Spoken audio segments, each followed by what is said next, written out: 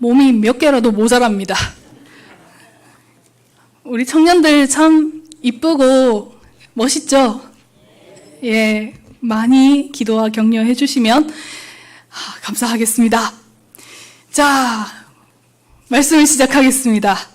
우리 청년들 그리고 우리 성도님들, 혹시 요즘 유행하는 단어 중에서 원형적 사고라는 말 들어보셨어요?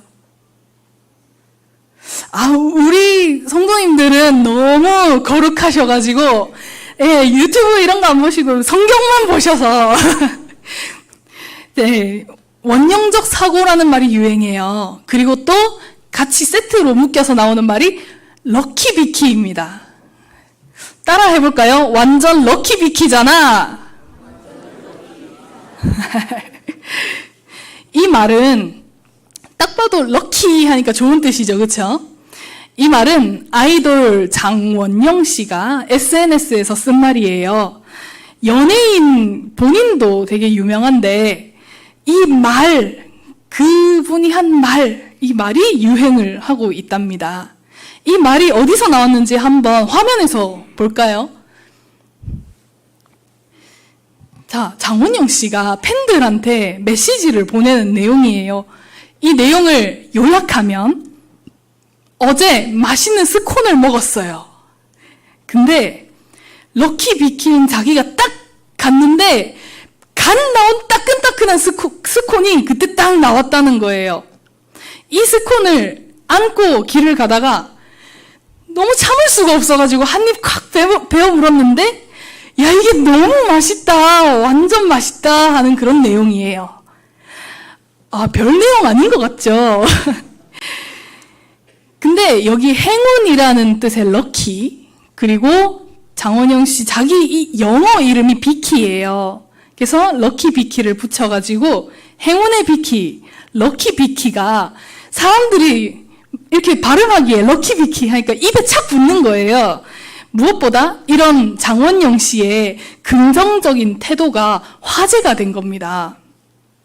이 일화뿐만 아니고 평소에 좋지 못한 상황에서 긍정적인 면을 찾아서 감사하는 모습이 유명한 연예인이에요. 그래서 이런 사고방식을 뭐라고 하냐면, 이 주인공의 이름을 따서 원형적 사고라고 부르게 된 거랍니다.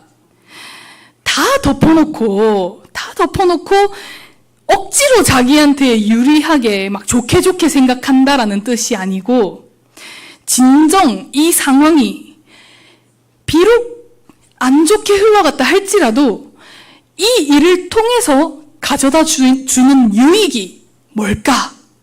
이걸 찾아서 억지 승리가 아닌 진정한 승리를 이루는 데 의의가 있다고 장원영 본인이 그렇게 밝힌 바가 있습니다. 참 어린 청년이에요. 20살이거든요. 그렇지만 정말 멋있는 사고방식을 가지지 않았습니까? 그죠? 고개를 끄덕이시는 분들이 많은데요. 왜 이런 자세가 멋있을까요? 이런 사고가 우리 사회에 당연한 거였다면 우리는 이런 사람을 멋있다고 할까요? 이런 게 유행하고 막 그럴까요? 우리가 사는 세상에서 이런 긍정적이고 낙천적인 사고를 한다는 건 사실 참으로 낯선 것입니다. 아무나 하는 게 아니라고 보는 거죠. 우리 삶은 어떤 조건에 따라서 쉽게 불안해지고 불리한 상황에서 포기하고 좌절하는 것이 너무나도 당연해진 이런 세상이거든요. 내가 나로서 존재하는 게 아니고 내 주변에 있는 부수적인 것들로 나 자신을 채우려고 하는 경향이 있어요. 우리는 다만 있어 보이려고 노력할 뿐입니다. 그래서 진정으로 자기 삶의 내용이 채워지고 깊은 행복으로 충만하지 못하고 계속해서 무언가를 끊임없이 갈구하는 그런 슬픈 운명에 처해 있게 된 것입니다. 그래서 만족을 할 수 없어요. 많은 일들이 부정적으로 보입니다. 이 갈구와 갈구 끝에 얻은 대가는 세상이 결코 희망차지만은 않고 너무나 불공평하다는 깨달음, 그리고 나에게는 이 모든 것을 누릴 힘이 없다는 그런 안타까운 자포자기의 심정, 이런 것들을 우리가 많이 배우고 살아갑니다.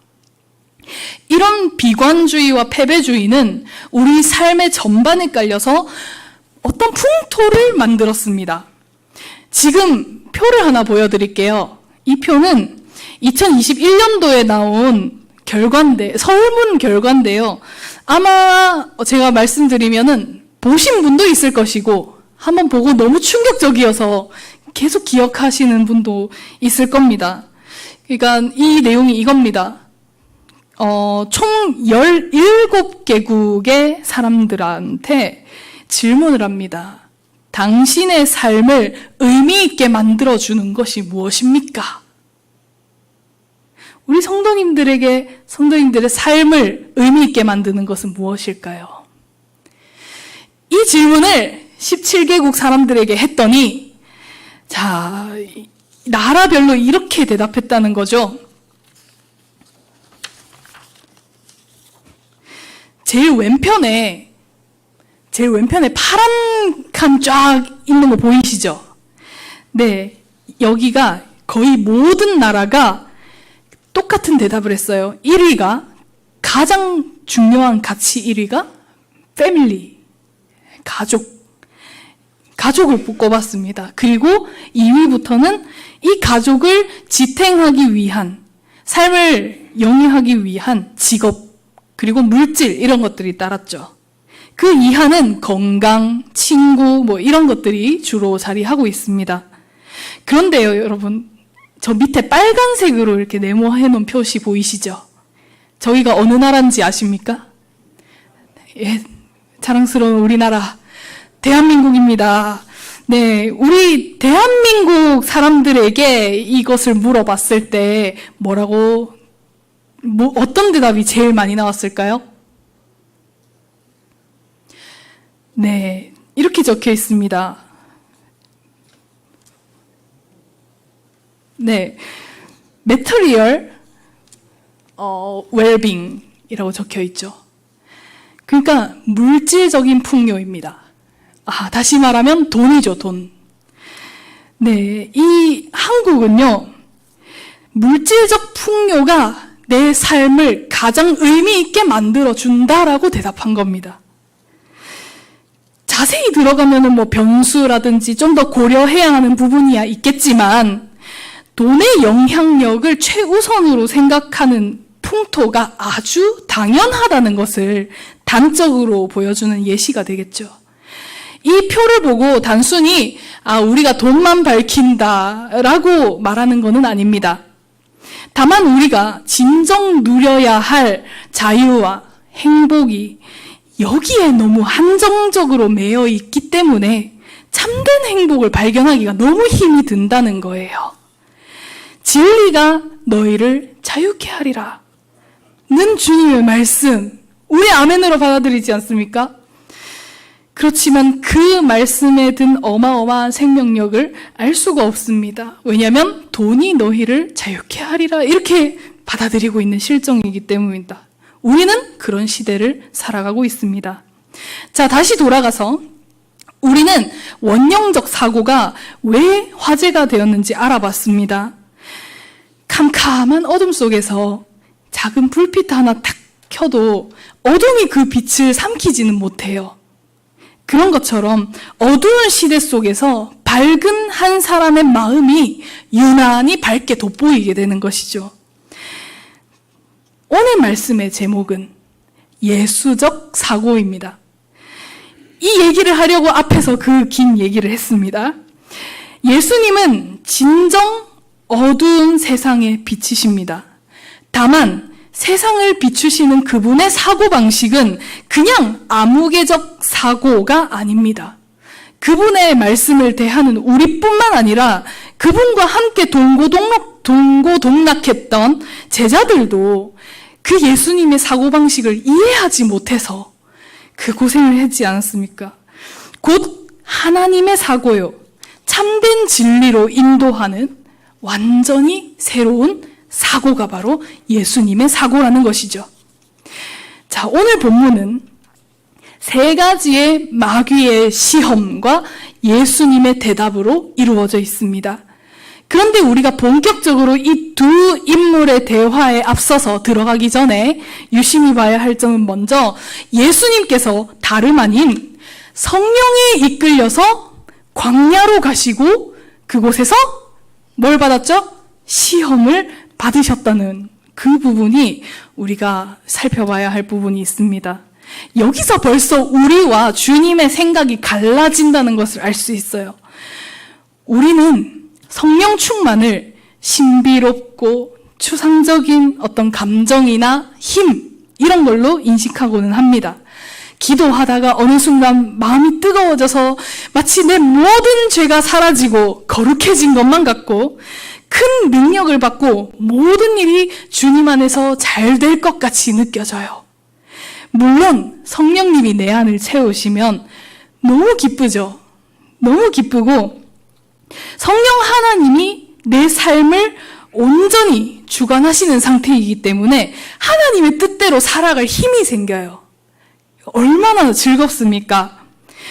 그런데 그 하나님이요, 나를 꽃길로 인도하실 줄 알았는데 꽃길이 아니라 고난과 시험으로 가득 찬 광야로 인도하신다는 것은 잘 생각하지 못한다는 것입니다. 오늘 예수님 안에 계신 성령님은 자신과 충만하게 함께하는 일을 광야로 이끄셨습니다. 예수님은 성령님 자신이 잉태하신 분입니다. 그리고 세례 요한으로부터 세례를 받고 하나님의 사랑하는 아들로 인정받은 그 예수님인데 그저 험한 광야로 인도하셨다는 것이죠. 예수님은 하나님의 아들이었지만 기고만장하지 않았습니다. 오히려 참된 하나님의 아들이었고 참된 하나님 자체였기 때문에 성령님이 이끄시는 뜻에, 성령님이 이끄시는 대로 순종하셔서 자신의 사역을 온전히 감당하셨습니다. 만약 우리 안에 성령님이 충만하게 계신다면 우리는 언제든지 광야로 나아가게 될 수도 있습니다. 그곳에서 마주하는 시험은 우리로 하여금 악을 행하게 하는 어떤 자극일 수도 있지만 반대로 우리의 인격과 성품을 성장시키는 계기가 되기도 합니다. 중요한 것은 그 시험을 어떻게 헤쳐나가느냐 하는 것이겠죠. 예수적 사고를 하며 믿음으로 나아가는 사람과 그렇지 않은 사람의 반응은 완전히 다르기 때문입니다. 이제 이 예수적 사고를 엿볼 수 있는 이야기 세 가지를 살펴보겠습니다. 첫 번째는 2, 3절 말씀인데요. 마귀가 40일을 금식하느라 굶주리신 너무 배가 고픈 이 예수님 앞에 나타나서 이렇게 말하죠. 네가 하나님의 아들이거든 이 돌들에게 떡이 되라고 말해봐라, 명령해봐라 라고 합니다. 예수님은 어떻게 대답하셨죠? 사람이 떡으로만 살 것이 아니라 하나님의 입에서 나오는 모든 말씀으로 살 것이다. 이렇게 대답하셨습니다. 마귀가 만약 네가 하나님의 아들이거든 이라고 하는 말은요, 진짜 네가 하나님의 아들인지 아닌지 모르겠어, 그러니까 한번 증명해봐 라는 뜻으로 말한 것은 아닙니다. 이 말을 풀어보면 네가 진짜 하나님의 아들이면 하나님의 권능을 가지고 있잖아. 너 뭐든지 할 수 있잖아. 지금 너에게 무엇보다 간절한 게 있을 텐데 그 능력으로 해결하면 되잖아 라고 말하는 겁니다. 즉 예수님의 능력을 하나님이 예수님에게 주신 사명과 완전히 어긋난 방법으로 사용하게끔 하는 유혹인 것입니다. 예수님께서 마치 십자가에 달리실 때 사람들이 막 조롱하지 않습니까? 네가 만약 하나님의 아들이라면 자기를 구원하고 십자가에서 내려와라 라고 말하지 않습니까? 그 목소리랑 똑같습니다. 이 목소리는 이토록 교묘하게 하나님이 우리에게 주신 사명과 선물을 우리 개인의 문제를 해결하는 데 쓰게끔 유혹하는 것입니다. 물론 개인적인 문제에 소홀하란 말은 아닙니다. 밥도 먹어야죠. 그러나 하나님께 영광 돌리고 이웃을 섬기라고 맡겨주신 것들을 오롯이 내 안위와 내 욕망만을 위해 사용하는 것이 합리화되어서는 안 된다는 것입니다. 사람들은 떡 문제에 몰두하느라고 영원한 생명을 잃어버릴 때가 많습니다.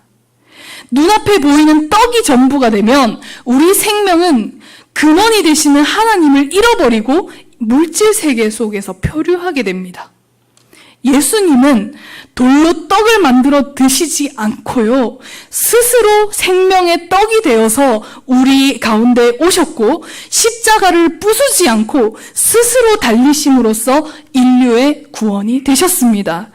그것이 그분의 양보할 수 없는 사명이고 결코 바뀌지 않는 예수적 사고였기 때문입니다. 그렇게 사람이 떡으로만 살 것이 아니라 하나님의 말씀으로 살 것이라는 말씀을 예수님께서는 증명하신 것입니다. 두 번째입니다.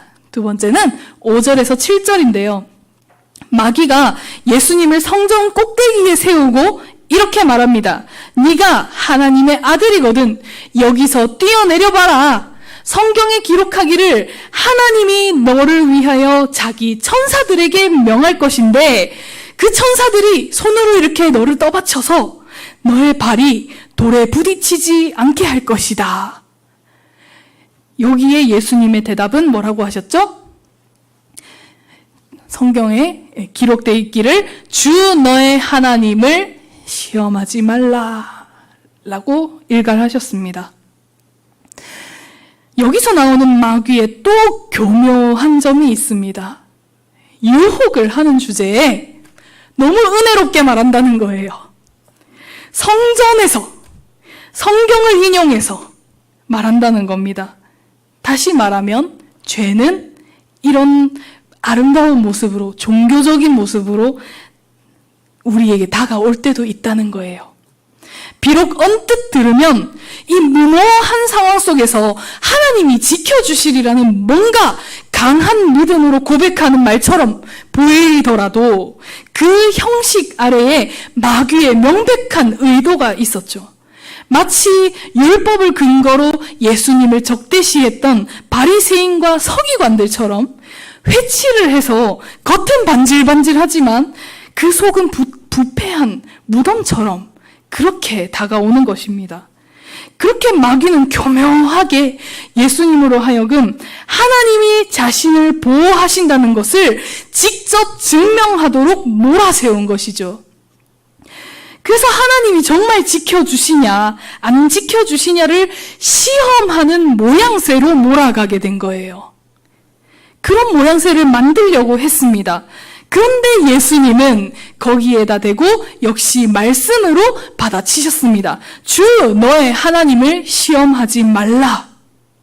마치 마귀가 판 함정대로 그곳에서 뛰어내리지 않으면 하나님을 신뢰하지 않는 것처럼 보이는 이런 상황 속에서 오히려 뛰어내리지 않음으로써 하나님에 대한 온전한 신뢰를 예수님은 나타내 보이신 겁니다. 마지막으로 예수님의 사고는 8절에서 10절에서도 볼 수 있습니다. 이제 지극히 높은 산으로 예수님을 데려가서 온 천하 만국과 영광을 보여주면서 이렇게 말하죠. 네가 나에게 엎드려서 절을 하면 이 모든 것을 내게 주겠다. 여기에 예수님의 대답은 사탄아 물러가라. 주 너의 하나님께 경배하고 그분만을 섬기라 하였느니라. 이렇게 대답하셨습니다. 재밌는 건요, 복음서는 예수님의 이야기를 4명의 각자 다른 사람들이 다른 면에서 조명하면서 쓴 복음서잖아요. 성경이잖아요. 누가복음을 딱 봤는데 다르게 쓰여져 있습니다.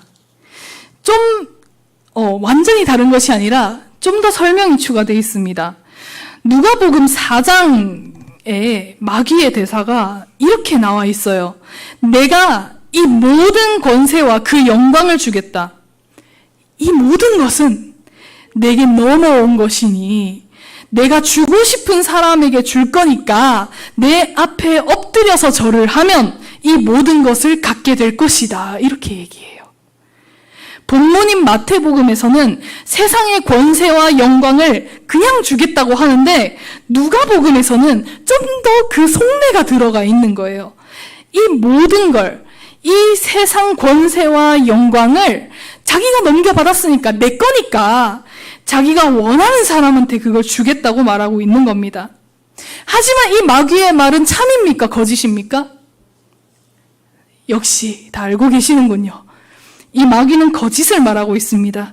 왜냐하면 그가 세상의 주인인 적은 단 한 번도 없었기 때문이죠.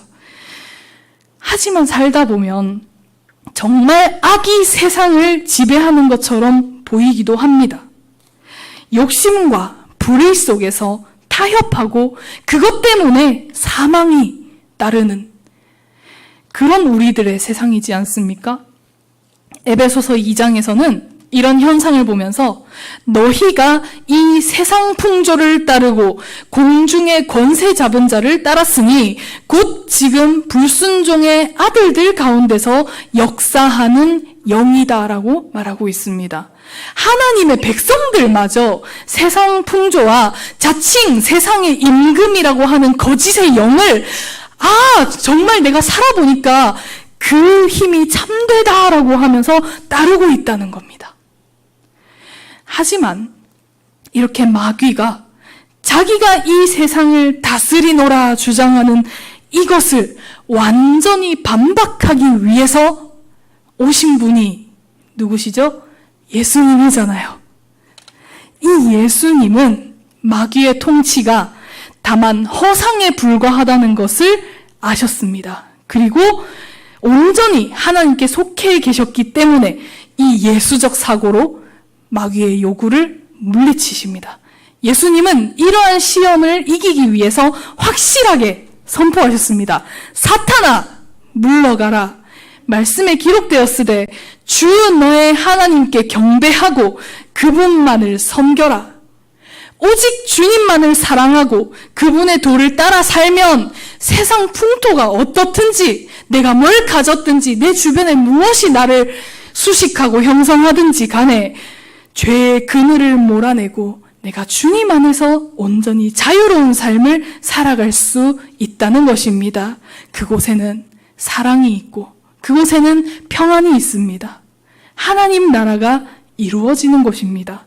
그곳은 하나님의 통치가 이루어지는 곳입니다. 결론으로 이제 말씀 맺겠습니다. 자, 청년부 헌신 예배로 드려지고 있습니다. 요즘 청년들 하면 어떤 이미지가 떠오르시나요? 많은 것들이 있죠. 근데 저는 청년들을 생각했을 때 힘이 많이 없다라고 생각합니다. 힘이 없다. 비관적인 경우가 많다. 뭔가 시도하기도 전에 이미 무력해져 있다는 것이죠. 여기서 제가 우리 청년들에게 감사한 것은 다들 저마다 고충이 없겠습니까?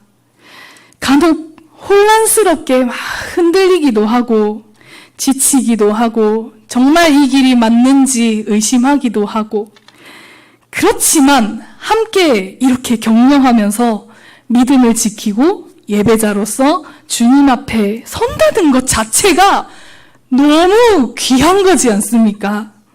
세상의 가치관으로는 예배는 낭비 중에 낭비고 이해 자체를 할 수 없는 시간일 겁니다. 그 시간에 스펙을 쌓지, 그 시간에 사람 만나서 놀지, 이해가 안 되는 겁니다. 그렇지만 이것을 바꿔 말하면 우리 청년들은 세상이 쥐어주는 답을 뛰어넘어서 더 크고 중요한 의미를 이곳에서 발견하는 사람들이라는 겁니다. 세상이 감당하지 못하는 사람이라는 거죠. 이런 청년들이 어디 있습니까? 우리 성도님들은 우리 청년들 한 사람 한 사람 귀하게 여겨주시고 듬뿍 사랑해 주십시오. 네, 모두 그럴 만한 존재입니다. 하나님의 몸된 교회가 세상하고는 다르구나. 세상처럼 겉으로 보여지는 것으로 사람을 판단하지 않고 그냥 너라서 너무 소중하다 하는 걸 우리를 통해서 보게 되지 않겠습니까? 애들이 예배 시간에 좀 졸고 그래도 이 피곤한 세상에 그래도 교회에 와서 평안을 느끼는구나 하고 좀 짠하고 귀엽게 봐주세요. 그들이 꾸는 꿈이 세상을 어떻게 만들지 모릅니다.